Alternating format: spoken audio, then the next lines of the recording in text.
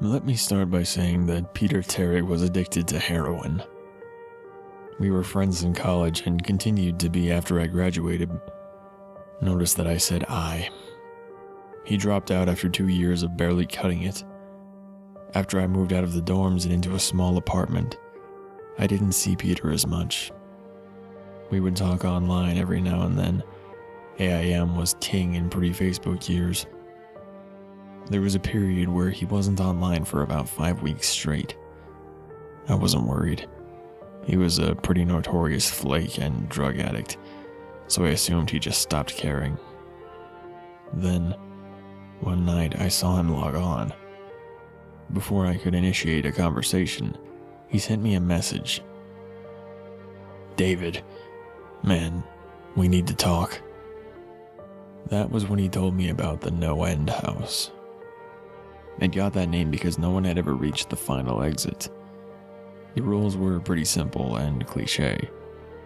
Reach the final room of the building, and you win $500. There were 9 rooms in all. The house was located outside the city, roughly 4 miles from my house. Apparently, Peter had tried and failed. He was a heroin and who knows what the fuck addict. So I figured the drugs got the best of him, and he wigged out at a paper ghost or something. He told me it would be too much for anyone, that it was unnatural. I didn't believe him. I told him I would check it out the next night, and no matter how hard he tried to convince me otherwise, $500 sounded too good to be true. I had to go. I set out the following night. When I arrived, I immediately noticed something strange about the building. Have you ever seen or read something that shouldn't be scary, but for some reason, a chill crawls up your spine? I walked towards the building and the feeling of uneasiness only intensified as I opened the front door. My heart slowed and I let a relieved sigh leave me as I entered. The room looked like a normal hotel lobby decorated for Halloween. A sign was posted in place of a worker. It read, "Room 1 this way. 8 more follow. Reach the end and you win." I chuckled and made my way to the first door. The first area was almost laughable. The decor resembled the Halloween aisle of a Kmart, complete with she-ghosts and animatronic zombies that gave a static growl when you passed by.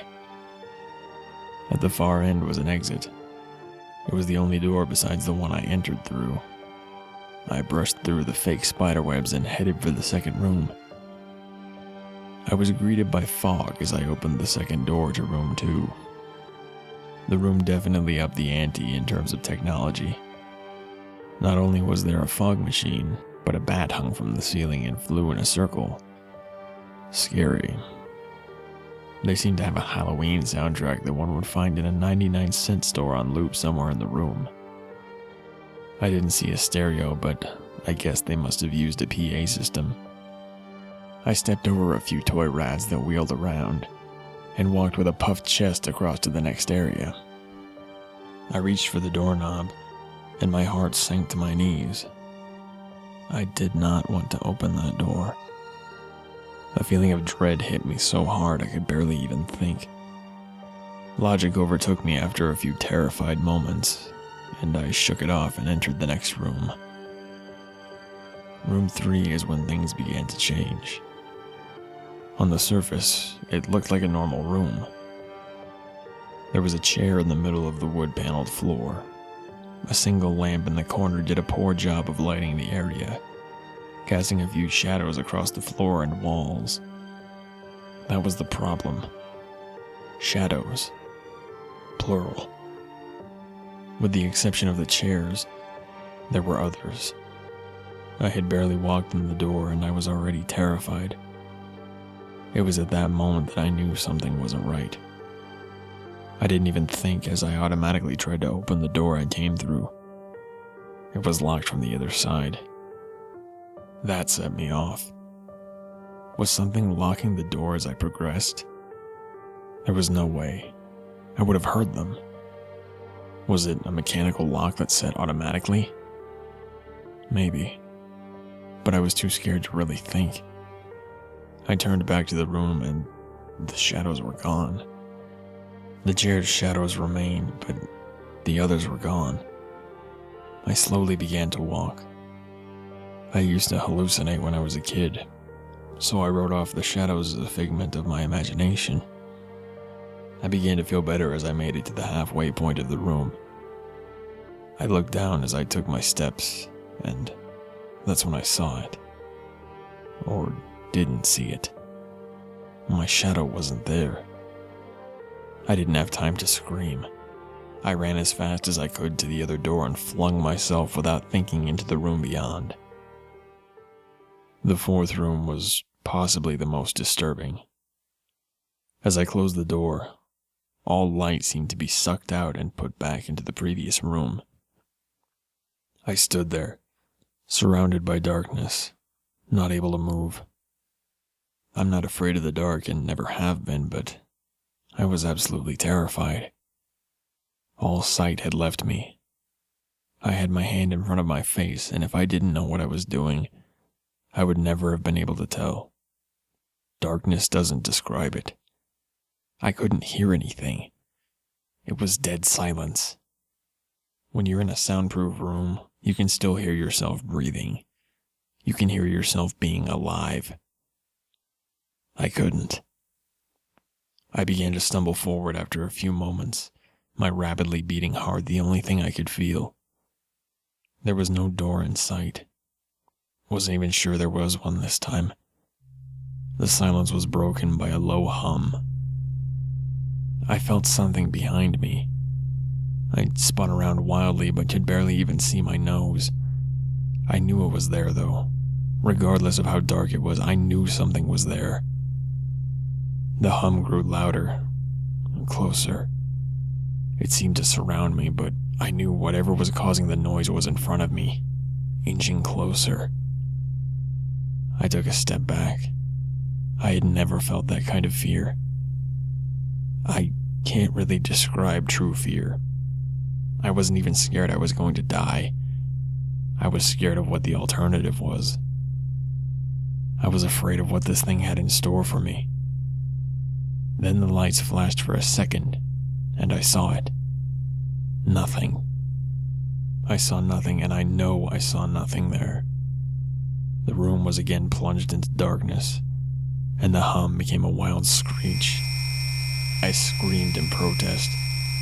I couldn't hear this goddamn sound for another minute. I ran backwards away from the noise, and fumbled for the door handle. I turned, and fell into room 5. Before I describe room 5, you have to understand something. I am not a drug addict. I've had no history of drug abuse or any sort of psychosis short of the childhood hallucinations I mentioned earlier, and those were only when I was really tired or just waking up. I entered the NoEnd House with a clear head. After falling in from the previous room, my view of room 5 was from my back, looking up at the ceiling. What I saw didn't scare me. It simply surprised me. Trees had grown into the room and towered above my head. The ceilings in this room were taller than the others, which made me think I was in the center of the house. I got up off the floor, dusted myself off, and took a look around. It was definitely the biggest room of them all. I couldn't even see the door from where I was. Various brush and trees must have blocked my line of sight with the exit. Up to this point, I figured the rooms were going to get scarier, but this was a paradise compared to the last room. I also assumed whatever was in room 4 stayed back there. I was incredibly wrong. As I made my way deeper into the room, I began to hear what one would hear if they were in a forest. Chirping bugs and the occasional flap of birds seemed to be my only company in this room. That was the thing that bothered me the most. I heard the bugs and other animals, but I didn't see any of them. I began to wonder how big this house was. From the outside, when I first walked up to it, it looked like a regular house. It was definitely on the bigger side, but this was almost a full forest in here. The canopy covered my view of the ceiling, but I assumed it was still there, however high it was. I couldn't see any walls either. The only way I knew I was still inside was that the floor matched the other rooms. The standard dark wood paneling. I kept walking, hoping that the next tree I passed would reveal the door. After a few moments of walking, I felt a mosquito fly onto my arm. I shook it off and kept going. A second later, I felt about 10 more land on my skin at different places. I felt them crawl up and down my arms and legs, and a few made their way across my face. I flailed wildly trying to get them all off, but they just kept crawling. I looked down and let out a muffled scream. More of a whimper, to be honest. I didn't see a single bug. Not one bug was on me, but I could feel them crawl. I heard them fly by my face and sting my skin, but I couldn't see a single one. I dropped to the ground and began to roll wildly. I was desperate. I hated bugs, especially ones I couldn't see or touch. But these bugs could touch me, and they were everywhere. I began to crawl. I had no idea where I was going. The entrance was nowhere in sight, and I still hadn't even seen the exit. So I just crawled, my skin wriggling with the presence of those phantom bugs. After what seemed like hours, I found the door. I grabbed the nearest tree and propped myself up, mindlessly slapping my arms and legs to no avail. I tried to run, but I couldn't. My body was exhausted from crawling and dealing with whatever it was that was on me. I took a few shaky steps to the door, grabbing each tree on the way for support. It was only a few feet away when I heard it. The low hum from before. It was coming from the next room, and it was deeper. I could almost feel it inside my body, like when you stand next to an amp at a concert. The feeling of the bugs on me lessened as the hum grew louder. As I placed my hand on the doorknob, the bugs were completely gone, but I couldn't bring myself to turn the knob. I knew that if I let go, the bugs would return, and there was no way I would make it back to room 4. I just stood there, my head pressed against the door marked 6 and my hand shakily grasping the knob. The hum was so loud I couldn't even hear myself pretend to think. There was nothing I could do but move on. Room 6 was next, and room 6 was hell. I closed the door behind me, my eyes held shut and my ears ringing. The hum was surrounding me. As the door clicked into place, the hum was gone. I opened my eyes in surprise, and the door I had shut was gone. It was just a wall now. I looked around in shock. The room was identical to room 3. The same chair and lamp, but with the correct amount of shadows this time. The only real difference was that there was no exit door, and the one I came through was gone. As I said before, I had no previous issues in terms of mental instability, but at that moment, I fell into what I now know was insanity. I didn't scream. I didn't make a sound. At first, I scratched softly. The wall was tough, but I knew the door was there somewhere. I just knew it was. I scratched at where the doorknob was. I clawed at the wall frantically with both hands, my nails being filed down to the skin against the wood. I fell silently to my knees.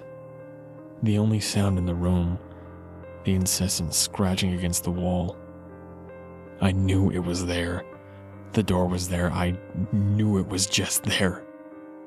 I knew if I could just get past this wall. Are you alright? I jumped off the ground and spun in one motion. I leaned against the wall behind me and I saw what it was that spoke to me. To this day, I regret ever turning around. There was a little girl. She was wearing a soft white dress that went down to her ankles. She had long blonde hair to the middle of her back, and white skin and blue eyes. She was the most frightening thing I had ever seen, and I know that nothing in my life will ever be as unnerving as what I saw in her. While looking at her, I saw something else. Where she stood, I saw what looked like a man's body, only larger than normal and covered in hair. He was naked from head to toe, but his head was not human and his toes were hooves. It wasn't the devil, but at that moment, it might as well have been. The form had the head of a ram and the snout of a wolf. It was horrifying, and it was synonymous with the little girl in front of me. They were the same form. I can't really describe it, but I saw them at the same time. They shared the same spot in that room, but it was like looking at two separate dimensions. When I saw the girl, I saw the form, and when I saw the form, I saw the girl. I couldn't speak. I could barely even see. My mind was revolting against what it was attempting to process. I had been scared before in my life, and I had never been more scared than when I was trapped in the 4th room. But that was before room 6. I just stood there, staring at whatever it was that spoke to me. There was no exit. I was trapped here with it. And then it spoke again. David, you should have listened. When it spoke, I heard the words of the little girl, but the other form spoke through my mind in a voice I won't attempt to describe. There was no other sound. The voice just kept repeating that sentence over and over in my mind, and I agreed. I didn't know what to do. I was slipping into madness, yet couldn't take my eyes off what was in front of me. I dropped to the floor. I thought I had passed out, but the room wouldn't let me. I just wanted it to end. I was on my side, my eyes wide open, and the form staring down at me. Scurrying across the floor in front of me was one of the battery-powered rats from the 2nd room. David, you should have listened. The house was toying with me. But for some reason, seeing that rat pulled my mind back from whatever depths it was headed, and I looked around the room. I was getting out of there. I was determined to get out of that house and live and never think about this place again. I knew this room was hell and I wasn't ready to take up a residency. At first, it was just my eyes that moved. I searched the walls for any kind of opening. The room wasn't that big, so it didn't take long to soak up the entire layout. The demon still taunted me, the voice growing louder as the form stayed rooted where it stood. I placed my hand on the floor, lifted myself up to all fours, and turned to scan the wall behind me. Then I saw something I couldn't believe. The form was now right at my back, whispering into my mind how I shouldn't have come. I felt its breath on the back of my neck, but I refused to turn around. A large rectangle was scratched into the wood, with a small dent chipped away in the center of it. Right in front of my eyes, I saw the large 7 I had mindlessly etched into the wall. I knew what it was. Room 7 was just beyond that wall where room 5 was moments ago. I don't know how I had done it. Maybe it was just my state of mind at the time. But I created the door. I knew I had. In my madness, I had scratched into the wall what I needed most. An exit to the next room. Room 7 was close. I knew the demon was right behind me. But for some reason, it couldn't touch me. I closed my eyes and placed both hands on the large 7 in front of me. I pushed. I pushed as hard as I could. The demon was now screaming in my ear. It told me I was never leaving. It told me that this was the end, but I wasn't going to die. I was going to live there in room 6 with it. I wasn't. I pushed and screamed at the top of my lungs. I knew I was going to push through the wall eventually. I clenched my eyes shut and screamed, and the demon was gone. I was left in silence. I turned around slowly and was greeted by the room as it was when I entered. Just a chair and a lamp. I couldn't believe it, but I didn't have time to dwell. I turned back to the 7 and jumped back slightly. What I saw was a door. It wasn't the one I had scratched in, but a regular door with a large 7 on it. My whole body was shaking. It took me a while to turn the knob. I just stood there for a while, staring at the door. I couldn't stay in room 6. I couldn't. But if this was only room 6, I couldn't imagine what 7 had in store.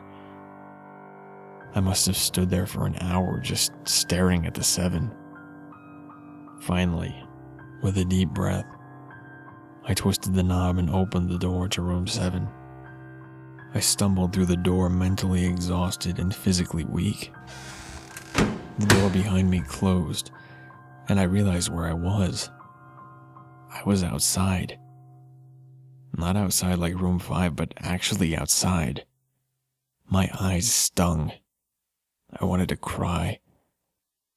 I fell to my knees and tried, but I couldn't. I was finally out of that hell. I didn't even care about the prize that was promised. I turned and saw that the door I just went through was the entrance. I walked to my car and drove home, thinking of how nice a shower sounded.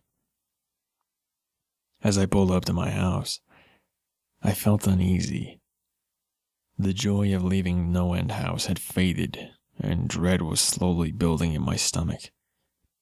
I shook it off as residual from the house and made my way to the front door. I entered and immediately went up to my room. There on my bed was my cat, Baskerville. He was the first living thing I had seen all night, and I reached to pet him. He hissed and swiped at my hand. I recoiled in shock, as he had never acted like that. I thought, whatever, he's an old cat.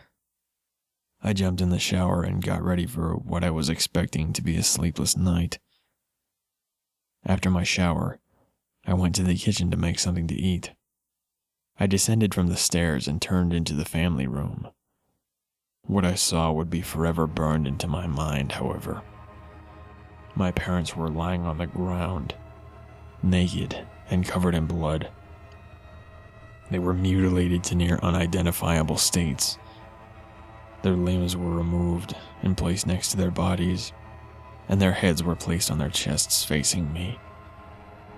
The most unsettling part was their expressions. They were smiling, as though they were happy to see me. I vomited and sobbed there in the family room. I didn't know what had happened. They didn't even live with me at the time. It was a mess. Then I saw it. A door that was never there before. A door with a large 8 scrawled on it in blood. I was still in the house. I was standing in my family room, but I was in room 7. The faces of my parents smiled wider as I realized this. They weren't my parents, they couldn't be. But they looked exactly like them. The door marked 8 was across the room, behind the mutilated bodies in front of me. I knew I had to move on, but at that moment I gave up. The smiling faces tore into my mind. They grounded me where I stood. I vomited again and nearly collapsed. Then the hum returned. It was louder than ever, and it filled the house and shook the walls. The hum compelled me to walk. I began to walk slowly, making my way closer to the door and the bodies. I could barely stand, let alone walk. And the closer I got to my parents, the closer I came to suicide. The walls were now shaking so hard it seemed as though they were going to crumble. But still, the faces smiled at me. As I inched closer, their eyes followed me. I was now between the two bodies, a few feet away from the door. The dismembered hands clawed their way across the carpet towards me, all while the faces continued to stare. New terror washed over me as I walked faster. I didn't want to hear them speak. I didn't want the voices to match those of my parents. They began to open their mouths, and the hands were inches from my feet. In a dash of desperation, I lunged towards the door, threw it open, and slammed it behind me. Room 8. I was done. After what I had just experienced, I knew there wasn't anything else this fucking house could throw at me that I couldn't live through. There was nothing short of the fires of hell that I wasn't ready for. Unfortunately, I underestimated the abilities of NoEnd House. Unfortunately, things got more disturbing, more terrifying, and more unspeakable in Room 8. I still have trouble believing what I saw in Room 8. Again, the room was a carbon copy of Rooms 3 and 6. But sitting in the usually empty chair was a man. After a few seconds of disbelief, my mind finally accepted the fact that the man sitting in the chair was me. Not someone who looked like me. It was David Williams. I walked closer. I had to get a better look even though I was sure of it. He looked up at me, and I noticed tears in his eyes. Please don't do it. Please don't hurt me. What? I asked. Who are you? I'm not gonna hurt you. Yes, you are. He was sobbing now. You're gonna hurt me, and I don't want you to. He sat in the chair with his legs up and began rocking back and forth. It was actually pretty pathetic looking, especially since he was me, identical in every way. Listen, who are you? I was now only a few feet from my doppelganger. It was the weirdest experience yet, standing there, talking to myself. I wasn't scared, but it would be soon. Why are you... You're gonna hurt me. You're gonna hurt me if you want to leave. You're gonna hurt me. Why are you saying this? Just calm down, all right? Let's try and figure this... And then I saw it. The David sitting down was wearing the same clothes as me, except for a small, red patch on his shirt, embroidered with the number 9. You're gonna hurt me. You're gonna hurt me, please. You're gonna hurt me. My eyes didn't leave that small number on his chest. I knew exactly what it was. The first few doors were plain and simple, but after a while, they got a little more ambiguous. 7 was scratched into the wall, but by my own hands. 8 was marked in blood above the bodies of my parents, but 9. This number was on a person, a living person. Worse still, it was on a person that looked exactly like me. David? I had to ask. Yes, you're going to hurt me. You're going to hurt me. He continued to sob and rock.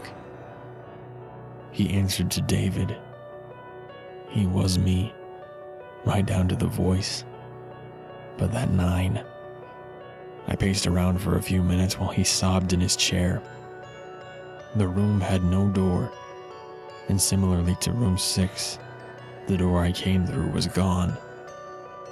And for some reason, I assumed that scratching would get me nowhere this time. I studied the walls and the floor around the chair, sticking my head underneath to see if anything was below. Unfortunately, there was. Below the chair was a knife. Attached was a tag that read, "To David, from management." The feeling in my stomach as I read that tag was something sinister. I wanted to throw up, and the last thing I wanted to do was remove the knife from under that chair. The other David was still sobbing uncontrollably. My mind was spinning into an attic of unanswerable questions. Who put this here, and how did they get my name? Not to mention the fact that as I knelt on the cold wood floor, I also sat in that chair, sobbing in protest of being hurt by myself. It was all too much to process. The house and the management had been playing with me this whole time. My thoughts for some reason turned to Peter and whether or not he got this far. If he did, if he met a Peter Terry sobbing in this very chair, rocking back and forth. I shook those thoughts out of my head. They didn't matter. I took the knife from under the chair, and immediately, the other David went quiet. "David," he said in my voice, "what do you think you're going to do?" I lifted myself from the ground and clenched the knife in my hand. "I'm going to get out of here." David was still sitting in the chair, though he was very calm now. He looked up at me with a slight grin. I couldn't tell if he was going to laugh or strangle me. Slowly, he got up from the chair and stood, facing me. It was uncanny. His height and even the way he stood matched mine. I felt the rubber hilt of the knife in my hand and gripped it tighter. I don't know what I was planning on doing with it, but I had a feeling I was going to need it. "Now," his voice was slightly deeper than my own, "I'm going to hurt you. I'm going to hurt you, and I'm going to keep you here." I didn't respond. I just lunged and tackled him to the ground.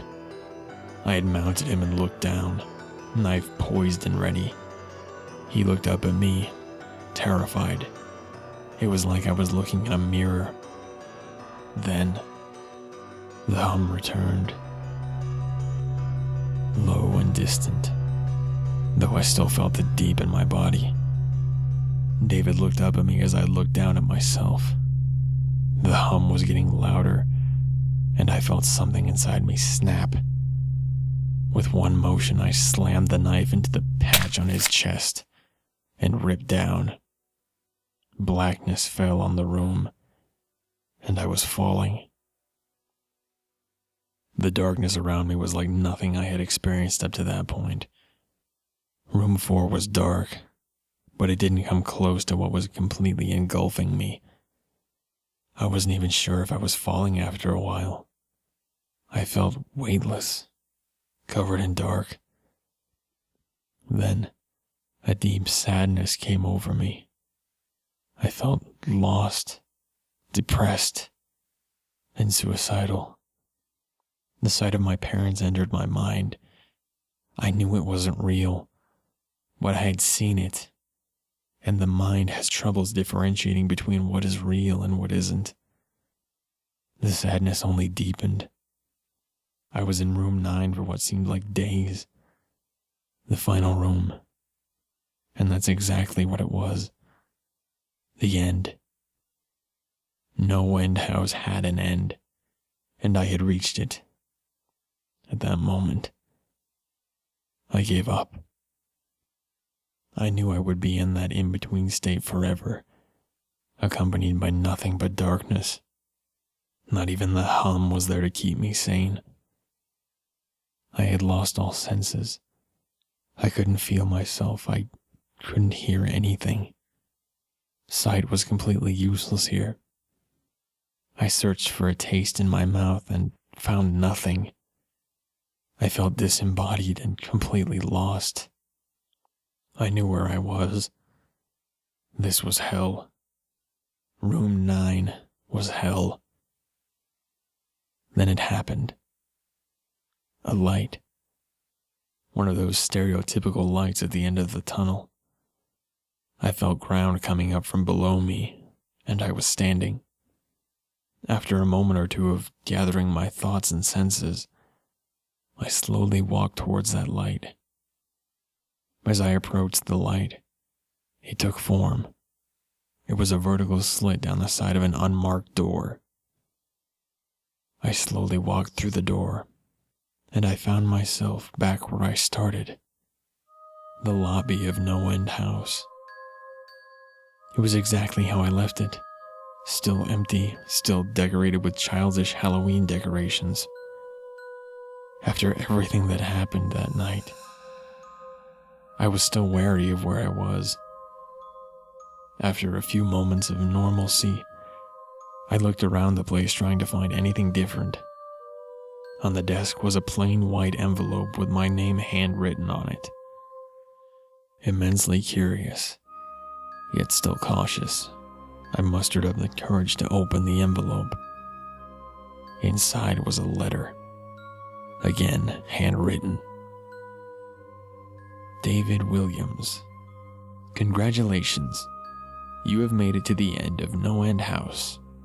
Please accept this prize as a token of great achievement. Yours forever, Management. With the letter were 5 $100 bills. I couldn't stop laughing. I laughed for what seemed like hours. I laughed as I walked out to my car, and laughed as I drove home.